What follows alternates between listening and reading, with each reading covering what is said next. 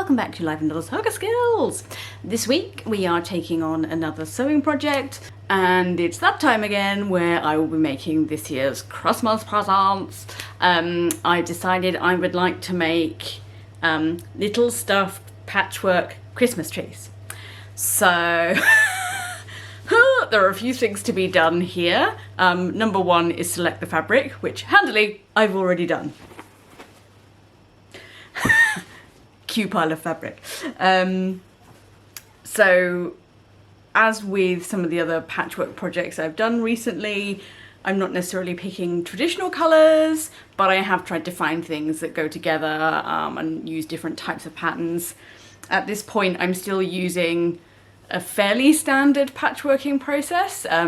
Trying out crazy patchworking is still on my list because I think it's going to be really cool. But for this, I just wanted to go a bit more straightforward since these are gifts for other people. So now that we've got our fabric choices, the next thing on the list is to make a pattern.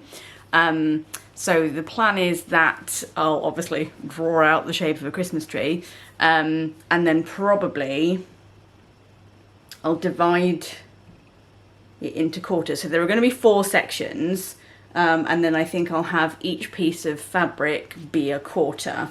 We'll see how that looks.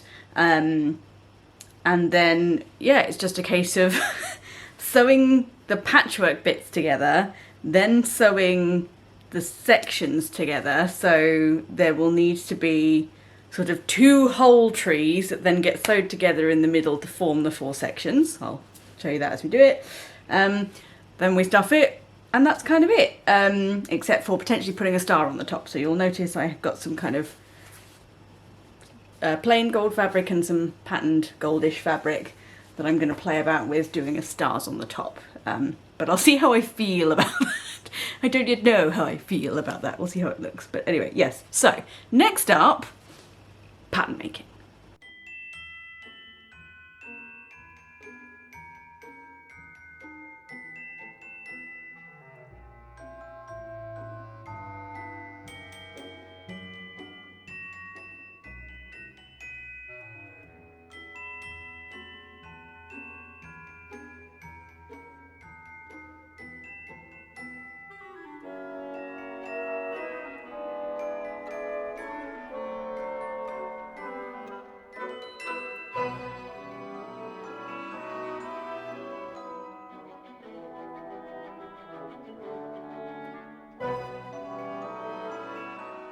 Right, so now we've got the template.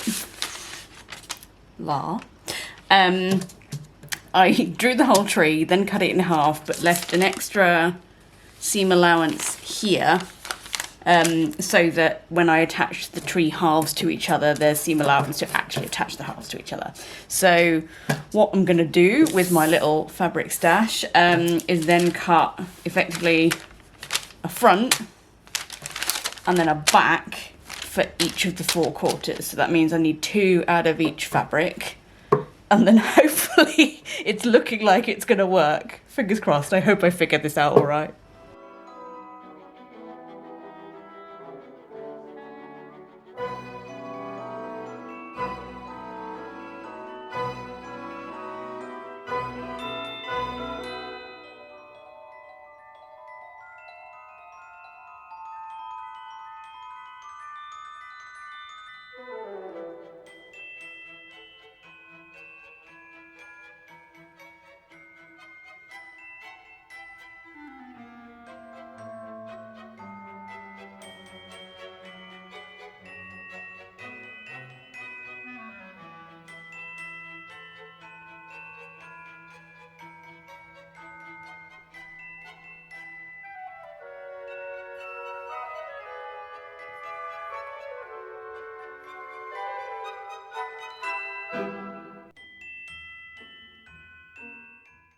Okay, so I've pressed all the individual bits, and now I'm going to just sew down the outside of each of the quarters, and then I've got to decide which order we're going to collate them together in.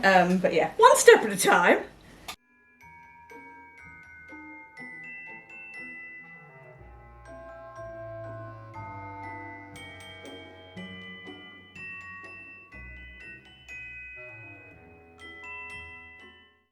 Okay, so this is our ordering.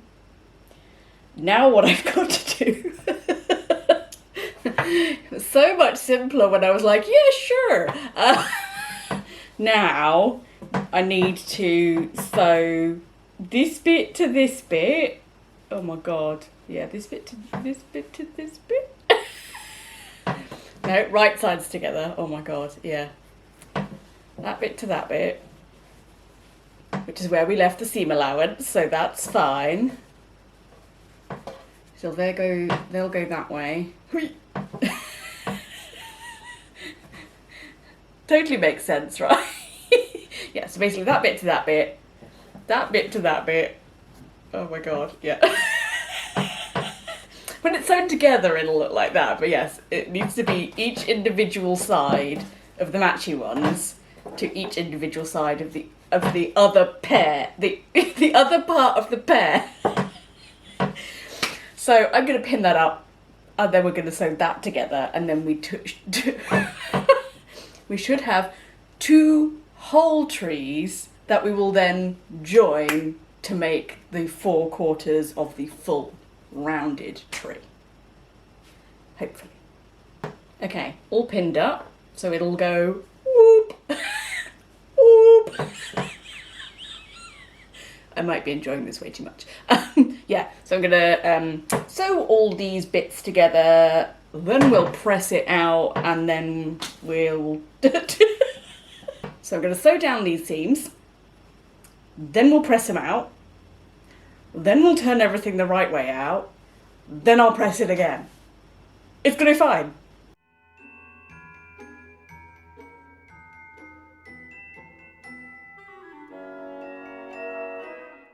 Okay, so I've pinned this bad boy up, and I've actually slightly changed the ordering because it looked better. Oh, crap on it. Yeah, slightly changed the ordering because it looked better when I put it together.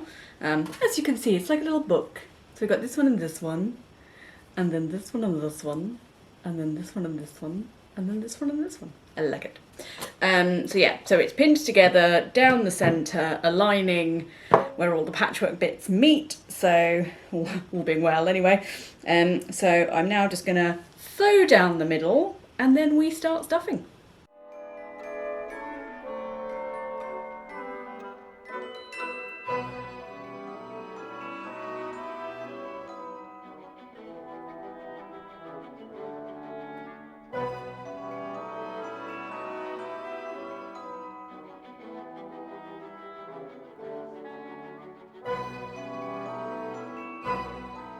Okay, so we're all stuffed.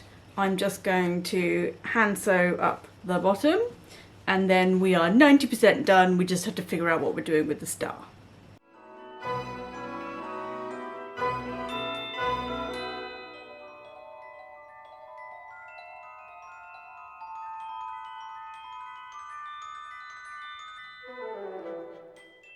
Okay, so we are all sewn up. Woohoo!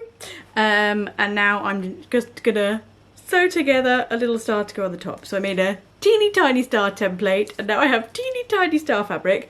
I went with the patterned cat fabric because I think that's just going to go a lot nicer than the plain. This is going to be a case of some more painful hand sewing, I think, because yeah, it's a little bit too teeny to shove through the sewing machine. Or in fairness, probably much more skilled sewists could do it. I can't, therefore I'm gonna hand sew it. Wish me luck!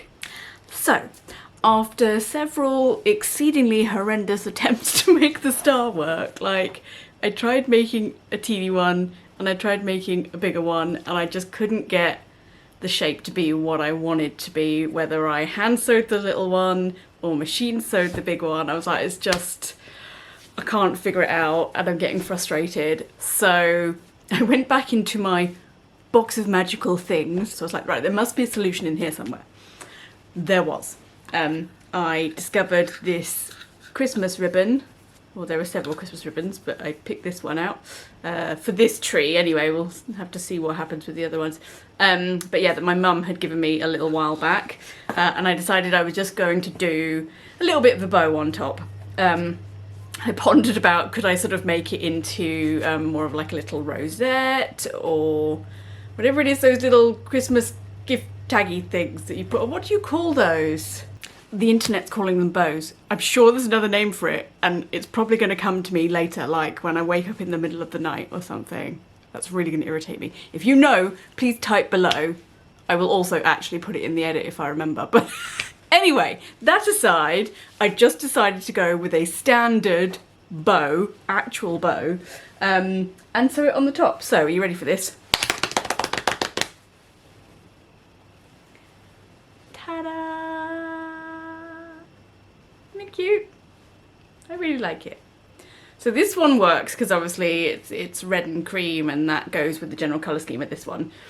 The other selection of colours that I've got for the other tree, so I've got another one where I'm going to do this same colour scheme, and then the other one, it does still have red and greens, but it's also got blues in it, so I may or may not use this same ribbon, but I think actually that looks really nice. And I tried it at the different angles as well, but I liked it sort of facing this way, because then you sort of got almost three of the tree prongs facing forward. But it's classic. I've sewed the bow on, but then also the bow does move a little bit. So yeah, have to be careful you don't get caught in the loops. So there we go. The final finished masterpiece. I now of course have to make more, but this is the first one anyway, so you can see how that all went together. Thank you once again for watching my creative process unfold. I hope you've enjoyed this one. If you have any comments, do leave those below. If you have any requests for things you'd like me to have a crack at making later on, please do also leave me a note about that. Otherwise, I'll see you again in the next one. Thanks for watching. Bye.